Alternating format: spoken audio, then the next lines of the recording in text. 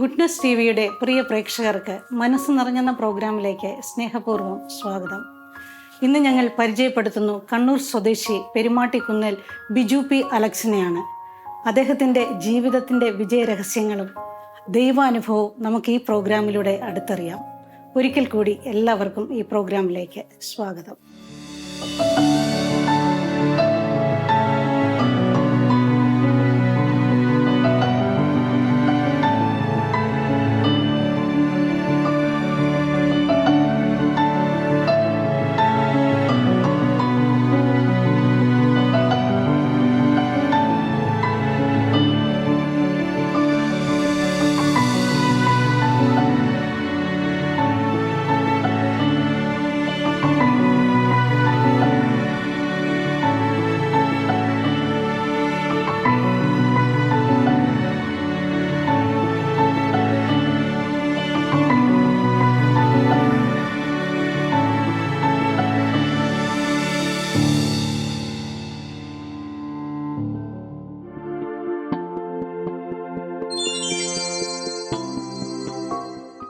Goodness T വിയുടെ മനസ്സ് നിറഞ്ഞെന്ന പ്രോഗ്രാമിലേക്ക് ബിജു സാറിനും കുടുംബത്തിനും സ്നേഹപൂർവ്വം സ്വാഗതം. നമ്മുടെ പ്രേക്ഷകർക്ക് വേണ്ടി സാറിനെ ഒന്ന് സ്വയം പരിചയപ്പെടുത്താമോ? എൻ്റെ പേര് ബിജു പി അലക്സ് എന്നാണ്. എൻ്റെ വീട്ടുപേര് പെരുമാട്ടിക്കുന്നേൽ. ഞാനിപ്പം കണ്ണൂർ മേലച്ചുവ ഇടവകയിലാണ് താമസിക്കുന്നത്. ശരിക്കും എൻ്റെ വീട് ഉളിക്കൽ പഞ്ചായത്തിൽ കോട്ടപ്പാറ എന്ന സ്ഥലത്താണ്. എനിക്ക് അപ്പച്ചനും അമ്മച്ചിയും 3 സിസ്റ്റർമാരുമാണ്. പിന്നെ ഭാര്യ ആശ ഹെൽത്ത് സർവീസിൽ വർക്ക് ചെയ്യുന്നു. 3 മക്കളാണ്. മൂത്തയാൾ അലക്സ്, അവൻ +2 പഠിക്കുന്നു. രണ്ടാമത്തെ കെവിൻ 5th സ്റ്റാൻഡേർഡിൽ പഠിക്കുന്നു. ലാസ്റ്റ് ആള് ആൻഡൺ UKG പഠിക്കുന്നു.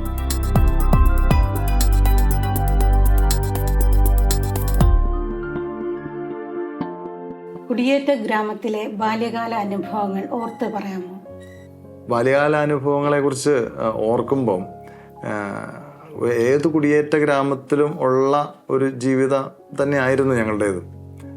അപ്പച്ചൻ കൃഷിപ്പണിയൊക്കെ എടുത്ത് ജീവിക്കുന്ന ഒരാളാണ്. അതുകൊണ്ട് തന്നെ അതിൻ്റെതായ പ്രതിസന്ധികളും പ്രശ്നങ്ങളും ഒക്കെ ഉണ്ടായിരുന്നു. എന്നെ സംബന്ധിച്ചും ഒരു 7th സ്റ്റാൻഡേർഡ് കഴിഞ്ഞ് നമ്മൾ സ്വന്തമായി എന്തെങ്കിലുമൊക്കെ കൃഷി പണിയും ജോലികളൊക്കെ ചെയ്ത് പഠിക്കാനുള്ള പണം ഒക്കെ സമ്പാദിക്കുന്ന ഒരു ബാല്യകാലമായിരുന്നു എൻ്റേത്. 7ാം ക്ലാസ് ശേഷം ഇതുവരെ ഞാൻ വീട്ടിൽ നിന്നും പൈസയൊന്നും മേടിച്ചിട്ടില്ല എന്ന് വേണം പറയാം.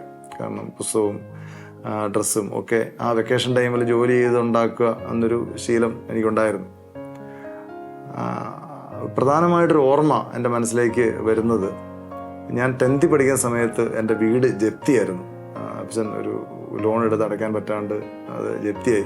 അന്നത്തെ കാലത്ത് ഈ ചെണ്ടയൊക്കെ കൊട്ടിയിട്ടാണ് ലോണ് പിരിക്കാൻ വേണ്ടി ബാങ്കുകാർ വരിക. അപ്പം അങ്ങനെ വന്നു. എൻ്റെ വീടിൻ്റെ അടുത്ത് എത്താറായപ്പോൾ നാട്ടുകാരെല്ലാവരും കൂടെ തടഞ്ഞ് അങ്ങനെ ഒരു 3 മാസം സമയമൊക്കെ മേടിച്ചു തന്നു. ഞാൻ 10th പഠിക്കുന്ന സമയം എൻ്റെ മനസ്സ് മുഴുവൻ മുന്നോട്ടുള്ള പഠിത്തത്തെക്കുറിച്ചായിരുന്നില്ല, ഈ ലോൺ എങ്ങനെ അടച്ചു തീർക്കാൻ പറ്റും എന്ന ഒരു ചിന്തയായിരുന്നു എൻ്റെ മനസ്സിലുണ്ടായിരുന്നു. 10ാം ക്ലാസ്സിൽ ലാസ്റ്റ് പരീക്ഷയുടെ അന്ന് പരീക്ഷ കഴിഞ്ഞ് ഞാൻ എൻ്റെ വീടിനടുത്തുള്ള ഒരു ചേട്ടൻ്റെ കയ്യിൽ നിന്ന് കുറച്ച് പൈസ കടം മേടിച്ച് കുറച്ച് കശുവണ്ടി, ഞാൻ പൈസഗിരി സ്കൂളിലാണ് പഠിച്ചിരുന്നത്. അവിടുന്ന് തന്നെ അത് സ്കൂളിൽ ലാസ്റ്റ് പരീക്ഷയ്ക്ക് പോകുമ്പോൾ ഒരു ചാക്കൊക്കെ ആയിട്ടാണ് പോയത്. പരീക്ഷ കഴിഞ്ഞിട്ട് അവിടുന്ന് കുറച്ച് കശുവണ്ടി ആ പൈസയ്ക്ക് എടുത്ത് ഞാൻ അത് കൊണ്ടുവന്ന് ഞങ്ങളുടെ നാട്ടിൽ നിന്ന് മാക്കൂട്ടത്തിന് അണ്ടി ചുമന്ന് കൊണ്ടുപോയി കൊടുത്താൽ 1 കിലോയ്ക്ക് 7 രൂപയൊക്കെ വ്യത്യാസമുണ്ട്. അപ്പം അത് കൊണ്ടുപോയി കൊടുക്കുന്ന ഒരു പരിപാടി അന്ന് തുടങ്ങി. അന്ന് ആ വെക്കേഷൻ ടൈമിൽ 2 മാസം 32 പ്രാവശ്യം ഞാൻ പോയി. ആ സമയത്ത് വെക്കേഷൻ ടൈമിൽ 32 പ്രാവശ്യം പോയി കിട്ടിയ പൈസ കൊണ്ട് ഞാൻ ആ ലോൺ അടച്ച് തീർത്തു. എൻ്റെ ലൈഫിലെ ഏറ്റവും വലിയ അച്ചീവ്മെൻറ്റ് എന്താണ് എന്ന് ഞാൻ ചോദിച്ചാൽ എനിക്കിപ്പോഴും എന്നും ഓർത്തിരിക്കാൻ പറ്റുന്നത് അത് തന്നെയാണ്. അന്ന് അതിൻ്റെ ഒരു 3/4 ഭാഗത്തോളം പൈസ ഞാൻ കണ്ടെത്തി. പിന്നെ അപ്പച്ചനും കൂടെ കൂടി ചേർന്ന് ആ ലോൺ അടച്ച് തീർക്കാൻ പറ്റിയതാണ്, ആ ജപ്തി ഒഴിവാക്കിയതാണ് എൻ്റെ ലൈഫിലെ ഈ ചെറുപ്പകാലത്തെ ഏറ്റവും വലിയ ഓർമ്മയായിട്ട് നിറഞ്ഞു നിൽക്കുന്ന ഒരു സംഭവം.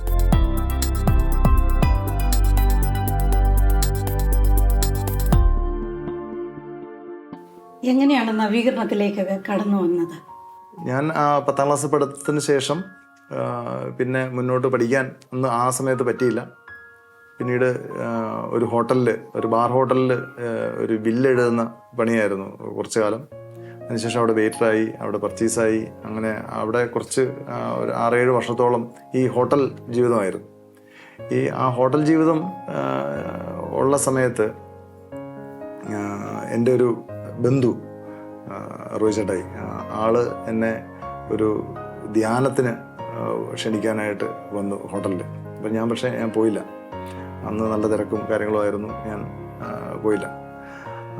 പക്ഷേ ആ പുള്ളി ധ്യാനത്തിന് പോയി. ആ ആഴ്ചയിൽ അവിടെ ഒരു അടിയും ബഹളവും പ്രശ്നങ്ങളും ഒക്കെ ഉണ്ടായി. അപ്പോൾ ഞങ്ങളുടെ പേരിലൊക്കെ കേസൊക്കെ വരുന്നൊരു സാഹചര്യം ഉണ്ടായി. അപ്പോൾ എൻ്റെ മനസ്സിലൊരു ചിന്ത ഉണ്ടായി, അന്ന് റോജറ്റായി വിളിച്ചപ്പം അന്ന് ധ്യാനത്തിന് പോകുമായിരുന്നെങ്കിൽ ഞാൻ ഈ പ്രശ്നത്തിൽ പെടാതെ ഇരിക്കുമായിരുന്നല്ലോ. ദൈവം എന്നെ വിളിച്ചിരുന്നു, ഞാനത് കേൾക്കാതെ നിന്നല്ലോ എന്നുള്ള ഒരു ചിന്ത എൻ്റെ മനസ്സിൽ വന്നു.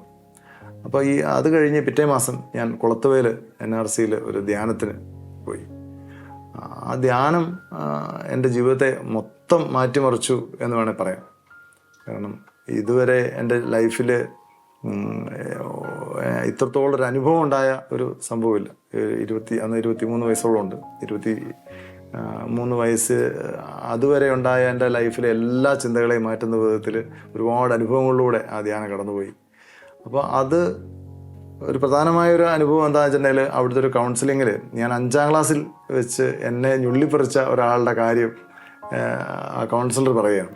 അപ്പോൾ എൻ്റെ മനസ്സിൽ തോന്നിയൊരു കാര്യം ഇതാണ്. എൻ്റെ 5ാം ക്ലാസ്സിൽ എനിക്ക് 10 വയസ്സുള്ളപ്പം എൻ്റെ ജീവിതത്തിലുണ്ടായ ഒരു വിഷമത്തെ ഓർത്തിരിക്കുന്ന ഒരു ദൈവം നമുക്കുണ്ടെങ്കിൽ ആ ദൈവത്തെ വിളിച്ച് നമ്മൾ എവിടെ പോവുക? അപ്പോൾ ആ ഒരു ചിന്തയിൽ നിന്ന് ഞാൻ പിന്നെ ആ ധ്യാനം കഴിഞ്ഞ് വരുമ്പോൾ ഞാൻ തീരുമാനിച്ചിരുന്നു, ഇനി ഹോട്ടൽ, ഈ ബാറ് അല്ലെങ്കിൽ ലിക്കറുമായിട്ട് ബന്ധപ്പെട്ട ജോലിയൊന്നും ഇനി ചെയ്യുന്നില്ല. അല്ലാതെ എങ്ങനെ ജീവിക്കാം എന്ന ഒരു ശ്രമം നടത്തണം എന്നുള്ള ഒരു തീരുമാനമായിട്ടാണ് അവിടുന്ന് തിരിച്ചു വരുന്നത്. തിരിച്ചു വന്ന് ജോലിയുടെ ഭാഗമായിട്ട് ഞാൻ കണ്ണൂർ വരുന്നു. പലയിടത്തും ജോലി അന്വേഷിച്ച് നടക്കുന്നു. അപ്പം അങ്ങനെ അപ്പം ഈശോയോടുള്ള ഇഷ്ടം വല്ലാണ്ട് കൂടിയിട്ടുണ്ട് ആ സമയങ്ങളിൽ. പെട്ടെന്ന് ജോലിയൊക്കെ വേണ്ടാന്ന് വെച്ചപ്പം ഉണ്ടായ പ്രതിസന്ധിയുടെ ഒരു ഭാഗത്തുണ്ട്. അങ്ങനെ അപ്പം കണ്ണൂർ എമ്മാനുവൽ എന്നുണ്ട് എൻ്റെ ഒരു സുഹൃത്തുണ്ട്, അദ്ദേഹത്തെ കാണാൻ ജോലി അന്വേഷിച്ച് വന്നതാണ് ആളെടുത്ത്. അങ്ങനെയാണ് കണ്ണൂർ ഞാൻ വരുന്നത്. കണ്ണൂർ വരുന്നു, എമ്മാട്ടനെ കാണുന്നു. അപ്പം ചേട്ടൻ്റെ അടുത്ത് വന്നപ്പോഴാണ്, പുള്ളിയും നല്ല ക്രിസ്തീയ അനുഭവമുള്ള ഒരു മനുഷ്യനായിരുന്നു. അവർക്കൊരു കൂട്ടായ്മയൊക്കെ ഉണ്ടായിരുന്നു. അപ്പോൾ ഞാൻ ആ കൂട്ടായ്മയിൽ വരാൻ തുടങ്ങി. അങ്ങനെ അവരാണ് എന്നെ ശരിക്കും മോൾഡ് ചെയ്തെടുത്തതാണ് എന്ന് വേണേൽ പറയാം. കാരണം ക്രിസ്തീയ അനുഭവത്തിൻ്റെ ബാലപാഠങ്ങളും മറ്റു കാര്യങ്ങളൊക്കെ അവരുടെ ഒരു കൂട്ടായ്മയിലൂടെയാണ് ഞങ്ങൾ വളർന്നത്. പക്ഷെ ആ കൂട്ടായ്മ ഇന്നും 10-28 വർഷമായിട്ട് ഇപ്പോഴും ഞങ്ങൾ എല്ലാ ബുധനാഴ്ചയും ഒരുമിച്ച് കൂടുന്ന ഒരു കൂട്ടായ്മയാണ് എന്നുള്ളത് ദൈവത്തിൻ്റെ ഒരു മഹാകാരുണ്യമായിട്ടും കൂടെ ഞാൻ കരുതുകയാണ്. അന്ന് ധ്യാനത്തിൽ കിട്ടിയ ആത്മീയ ചൈതന്യം ഇന്ന് നിലനിർത്തിക്കൊണ്ടു പോകുന്നത് എങ്ങനെയാണ്? കണ്ണൂർ ജോലി അന്വേഷിച്ച് വരികയാണ് ധ്യാനം കഴിഞ്ഞിട്ട്. അപ്പം വീട്ടുകാരുടെ അപ്പനും അമ്മയും ഒന്നും വലിയ കുറ്റങ്ങളൊന്നും പറയുന്നില്ലെങ്കിലും ബന്ധുക്കളൊക്കെ പറയുന്നുണ്ട്, നല്ല ഒരു സാമ്പത്തികമായിട്ട് അനുഗ്രഹിക്കപ്പെട്ട ഒരു വരുമാനം ഉണ്ടായിരുന്നൊരു ജോലി കളഞ്ഞ് ഒന്നുമില്ലാതെ ഇങ്ങനെ നടക്കുകയാണ്. അപ്പം നടക്കുമ്പം ആ ബന്ധുക്കളുടെ ഭാഗത്തു നിന്നൊക്കെ വളരെ കുറ്റപ്പെടുത്തലുകൾ കേൾക്കുന്നുണ്ട്. അപ്പോൾ ജോലി അന്വേഷിച്ച് കണ്ണൂർ ഈ എമ്മാനുവൽ ചേട്ടൻ്റെ അടുത്ത് ഞാൻ എത്തുകയാണ്. എമ്മാനുവൽ ചേട്ടൻ്റെ അടുത്ത് വരുമ്പോഴാണ് പുള്ളി നല്ല ആത്മീയ അനുഭവമുള്ള ഒരു മനുഷ്യനായിരുന്നു. അദ്ദേഹം എന്നോട് ഈശോയുടെ വളരെ അനുഗ്രഹിക്കുന്ന സ്നേഹത്തെക്കുറിച്ചും നമ്മളെ കരുതുന്ന സ്നേഹത്തെക്കുറിച്ചും ഒക്കെയും കാര്യമായി പറഞ്ഞു തരികയും അതെൻ്റെ ജീവിതത്തിൽ ഇതുവരെ ഉണ്ടാകാത്ത ഒരു ടച്ചിങ് ഒക്കെ ഉണ്ടാക്കുകയും ചെയ്തു. എന്നെക്കുള്ള ആൾ കുറേ പുസ്തകങ്ങളൊക്കെ എനിക്ക് വായിക്കാൻ തന്നു. അപ്പോൾ പണ്ടേ ഞാൻ വായിക്കുന്ന ഒരു ശീലമുള്ള ഒരാളാണ്. അപ്പോൾ അതുകൊണ്ട് തന്നെ ആ പുസ്തകങ്ങളൊക്കെ നന്നായിരുന്നു വായിച്ചു. അതൊക്കെ ജീവിതത്തിൻ്റെ ഒരു വളരെ ടച്ചിങ് ആയിട്ട് തോന്നി.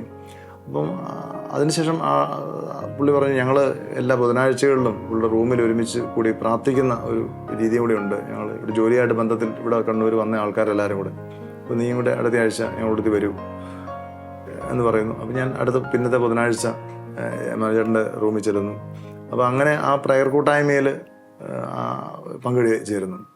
ആ പ്രെയർ കൂട്ടായ്മയിൽ ഒരു ഇതിന് കൂടെ ചേർന്ന് പറയട്ടെ, ആ കൂട്ടായ്മ ഞങ്ങളെല്ലാവരും കല്യാണമൊക്കെ കഴിച്ചു, പല ജീവിത സാഹചര്യങ്ങൾ മാറിയെങ്കിലും ഇപ്പോഴും കഴിഞ്ഞ 10-25 വർഷങ്ങൾക്ക് ശേഷവും ഇന്നും ബുധനാഴ്ചകൾ ഞങ്ങൾ കണ്ടിന്യൂ ചെയ്തു കൂടാൻ പറ്റുന്നു എന്നുള്ളത് ദൈവത്തിൻ്റെ ഒരു കരുതലായിട്ടും സ്നേഹമായിട്ടും പറയാൻ പറ്റും. ഈ കൂട്ടായ്മയിലൂടെയാണ് എൻ്റെ ആത്മീയ ജീവിതത്തിൽ ഉയർച്ചയും ഭൗതിക ജീവിതത്തിൽ ഉയർച്ചയും ഉണ്ടായത്. അവിടെ ഉണ്ടായിരുന്ന ഒരു സഹോദരനിലൂടെ, ജുബി എന്ന് പറയുന്ന ഒരു സഹോദരനിലൂടെയാണ് എനിക്കൊരു ഹോർലിക്സ് ഒക്കെ വിൽക്കുന്ന കമ്പനിയുടെ ഒരു മർച്ചൻഡൈസറായിട്ട് ഒരു ചെറിയ ജോലി കിട്ടുന്നത്. ചെറിയ പൈസ ശമ്പളമേ ഉള്ളൂ. അപ്പോൾ അങ്ങനെ അവിടെയാണ് ആദ്യമായിട്ട് സെയിൽസ് ഫീൽഡിലേക്ക് ഒരു ജോലിയായിട്ട് ബന്ധപ്പെട്ട് ജോലി കിട്ടി. അങ്ങനെയാണ് ഞാൻ കണ്ണൂർ തന്നെ കണ്ടിന്യൂ ചെയ്ത് പോകുന്നത്. ആ ജോലിയിൽ നിന്ന് പിന്നീട് അവിടെ നിന്നുകൊണ്ട് ഒരുപാട് അനുഭവങ്ങളിലൂടെ കടന്നു പോയപ്പം അവിടെ പുതിയൊരു മാനേജർ വന്നപ്പോൾ ആളുടെ നിർബന്ധത്തിനെ തുടർന്ന് ഞാൻ വീണ്ടും പഠിക്കാൻ തീരുമാനിച്ചു. അപ്പോൾ സൺഡേ ക്ലാസ്സുകളിൽ പോയി ഡിഗ്രി പാസ്സായി. അതിനുശേഷം ഡിഗ്രി കഴിഞ്ഞു. 26 വയസ്സ് കഴിഞ്ഞ് 27 വയസ്സായപ്പം ഡിഗ്രി പാസ്സായി. അപ്പോൾ അതൊരു കൂട്ടായ്മയുടെ ശക്തിയും സപ്പോർട്ടുമായിരുന്നു മുന്നോട്ടുള്ള വളർച്ചയുടെ എല്ലാ ഘട്ടത്തിലും ഉണ്ടായത്. ആത്മീയമായിട്ട് ഒരുപാട് എന്നെ സപ്പോർട്ട് ചെയ്ത എൻ്റെ ആ കൂട്ടായ്മയാണ്.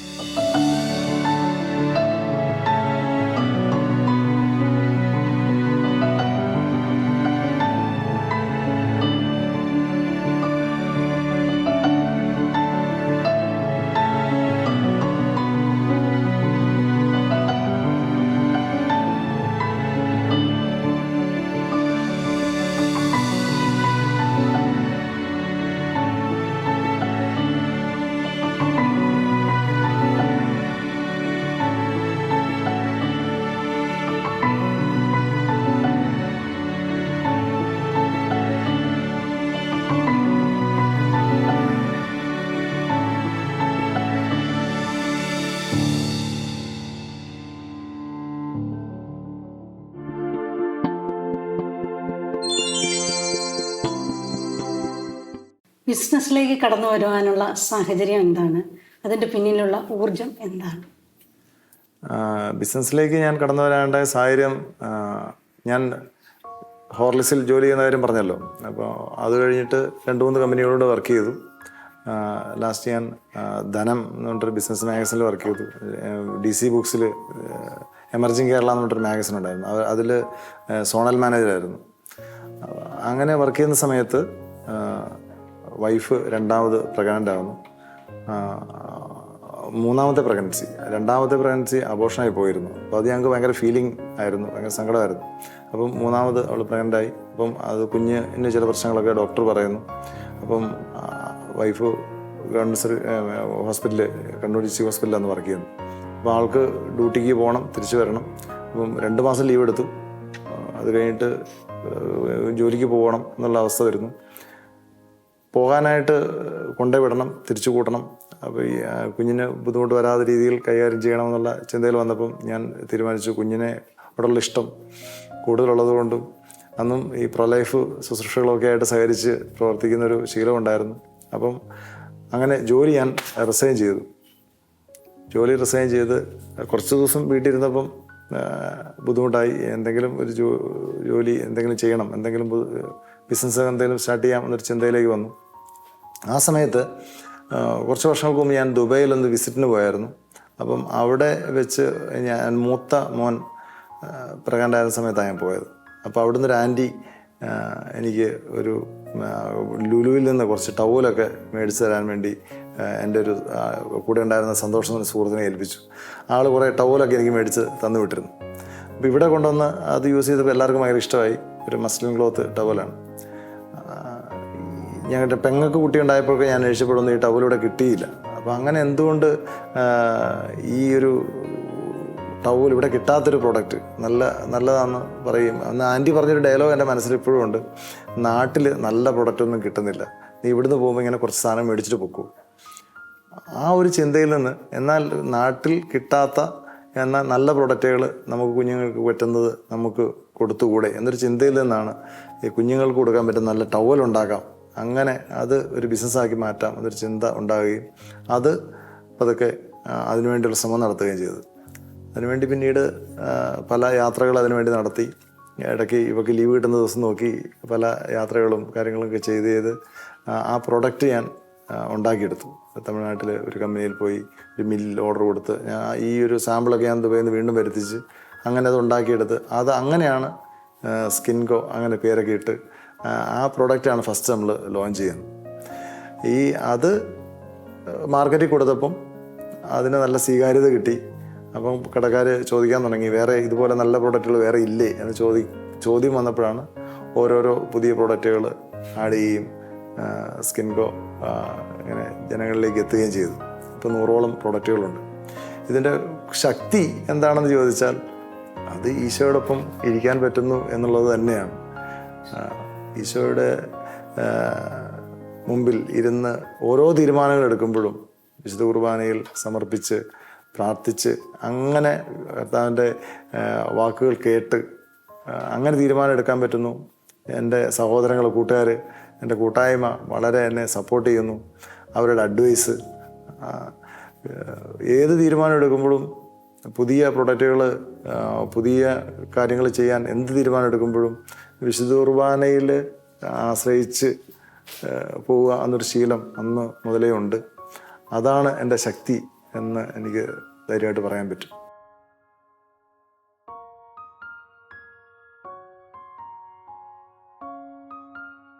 ബിജുവിൻ്റെ ബിസിനസ്സിലെ ഒരു വേറിട്ട സമീപനമാണ് ഞങ്ങൾ കാണുന്നത്. എന്തൊക്കെയാണ് ഇതിൻ്റെ പ്രത്യേകതകൾ? എൻ്റെ ബിസിനസ്സിനെ കുറിച്ച് പറയുമ്പോൾ ഞാൻ പറഞ്ഞല്ലോ, പ്രോ ലൈഫുമായിട്ട് ബന്ധപ്പെട്ട ചില പ്രവർത്തനങ്ങളൊക്കെ ഞാൻ ചെയ്തിരുന്നു എന്ന് പറഞ്ഞതല്ലോ.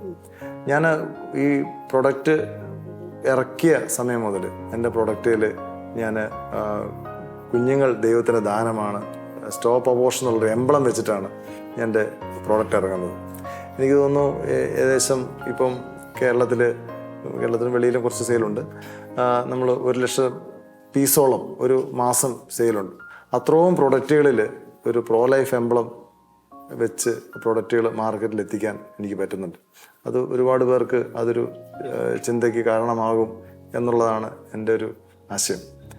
അത് കണ്ടിട്ടാകാം നമ്മുടെ തലശ്ശേരി രൂപതയും അതിനോട് സഹകരിച്ച് പ്രോ ലൈഫ് സംഘടന സഹകരിച്ച് പ്രവർത്തിക്കുന്നുണ്ട്. തലശ്ശേരി രൂപതയിൽ 4 കുഞ്ഞുങ്ങൾ മുതലുള്ളവർക്ക് കഴിഞ്ഞ 3 വർഷമായിട്ട് സ്കിൻകോയുടെ വക ഒരു ഗിഫ്റ്റൊക്കെ ഞങ്ങൾ കൊടുക്കുന്നുണ്ട്. തലശ്ശേരി രൂപത ബിഷപ്പ് പമ്പളാനി പിതാവ് കഴിഞ്ഞ ദിവസം അതിനൊരു ആദരവൊക്കെ എനിക്ക് തരികയുണ്ടായി. അപ്പം അത് സമൂഹത്തിന് കൊടുക്കുന്ന ഒരു ദർശനം കൊടുക്കാൻ പറ്റുന്നു. പിന്നെ പ്രൊഡക്റ്റുകളിലുള്ള വ്യത്യസ്തത, ഞാൻ എൻ്റെ കുഞ്ഞുങ്ങൾക്ക് പ്രൊഡക്റ്റ് നോക്കി നടന്നപ്പോൾ കിട്ടിയ നല്ല പ്രൊഡക്റ്റിൽ നിന്നാണ് ഇങ്ങനെ ഒരു പ്രൊഡക്റ്റിനെ കുറിച്ച് ചിന്തിച്ചത് പോലും. അതുകൊണ്ട് തന്നെ എൻ്റെ കുഞ്ഞുങ്ങൾക്ക് ഉപയോഗിക്കാൻ പറ്റുന്ന പ്രൊഡക്റ്റുകൾ മാത്രമേ ഞങ്ങൾ കൊടുക്കുന്നുള്ളൂ. അതിൻ്റെ അകത്ത് ലാഭത്തെക്കുറിച്ചേക്കാളും കൂടുതൽ നല്ല പ്രൊഡക്റ്റുകൾ മാർക്കറ്റിൽ കൊടുക്കുക, കുഞ്ഞുങ്ങളോടുള്ള എല്ലാ സ്നേഹവും നിലനിർത്തിക്കൊണ്ട് ഈ പ്രൊഡക്റ്റുകൾ എത്തിക്കുക എന്നുള്ള ഒരു ചിന്തയിലാണ് സ്കിൻകോ മുന്നോട്ട് പോയിക്കൊണ്ടിരിക്കുന്നത്. അപ്പം അത് സമൂഹവും അത് അംഗീകരിക്കുന്നു എന്നുള്ളത് എനിക്ക് വളരെ സന്തോഷം നൽകുന്ന കാര്യമാണ്. 2022 ജില്ലാ പഞ്ചായത്തിൻ്റെ ബെസ്റ്റ് എൻ്റർപ്രണർ അവാർഡും എനിക്ക് തരികയുണ്ടായി. നമ്മൾ നല്ലൊരു കാര്യത്തിന് വേണ്ടി ഇറങ്ങുമ്പം, നല്ല പ്രൊഡക്റ്റ് കൊടുക്കാൻ ഇറങ്ങുമ്പം നല്ലൊരു ചിന്തയും നല്ല ദർശനവും ഇതിന് പുറകിലുണ്ടെങ്കിൽ തീർച്ചയായിട്ടും സമൂഹവും നാടും ഒക്കെ അംഗീകരിക്കും എന്നുള്ളതിനൊരു തെളിവ് കൂടിയാണ് അത്.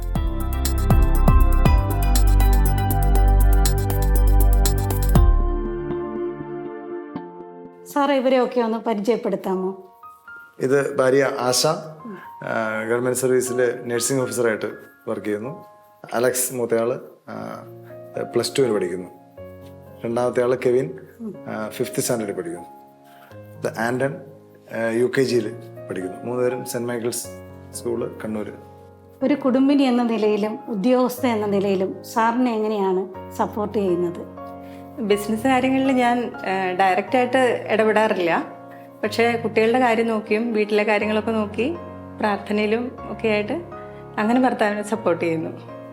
ബിജു സാറിൻ്റെ ജീവിത വിജയ കഥകൾ കേട്ടപ്പോൾ ഒത്തിരി സന്തോഷം ഉണ്ട്. അതിനോടൊപ്പം ആത്മീയവും ഭൗതികമായി ദൈവം നിങ്ങളെ അനുഗ്രഹിച്ചിരിക്കുന്നത്. ആദ്യം ദൈവത്തിന് നന്ദി പറയുന്നു. സാറിൻ്റെ വിലയേറിയ സമയം ഞങ്ങളോടൊപ്പം ചിലവഴിച്ചതിന് സാറിനും കുടുംബത്തിനും നന്ദി പറയുന്നു.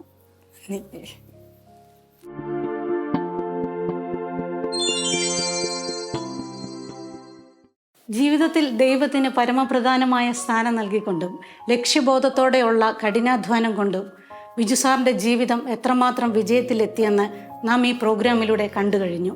അദ്ദേഹത്തിൻ്റെ ജീവിതം എല്ലാവർക്കും ഒരു പ്രചോദനമാകട്ടെ.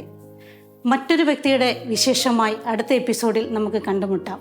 നന്ദി, നമസ്കാരം.